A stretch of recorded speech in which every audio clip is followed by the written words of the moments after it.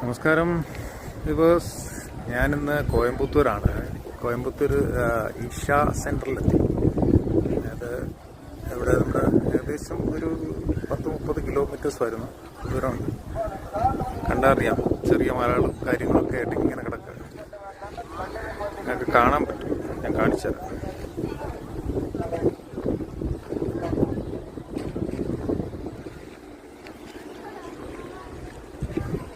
ഇങ്ങനെ കിടക്കാം. ഇവിടെ ശിവ ടെമ്പിളാണ് മെയിനായിട്ട് വെച്ചിരിക്കുന്നത്.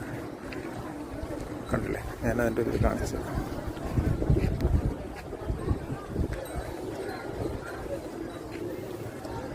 കാളകളൊക്കെ കണ്ടോ ഒത്തിരിക്കുന്നത്.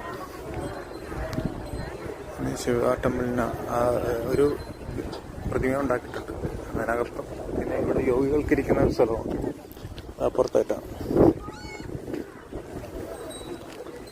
കണ്ടില്ലേ,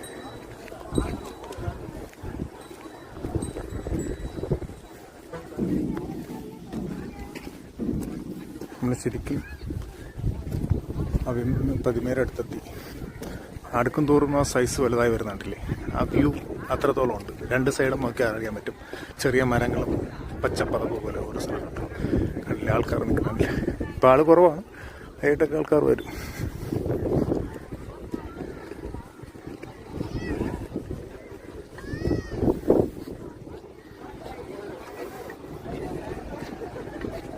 സൈസ് വലുതായി വരുന്നുണ്ട്.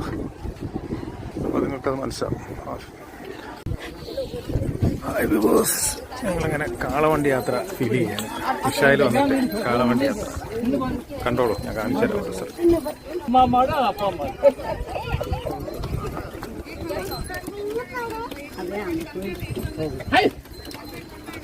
അതിൽ ഇത്രയും ആൾക്കാർ, ഒരാൾക്ക് 20 രൂപയാണ്. അങ്ങനെ അത് വെച്ചിട്ട് ഞങ്ങളിങ്ങനെ യാത്ര ചെയ്തു. കാളവണ്ടിയിൽ യാത്ര ഫീലിംഗ് എങ്ങനെയാണ്? നൈസായിട്ട്.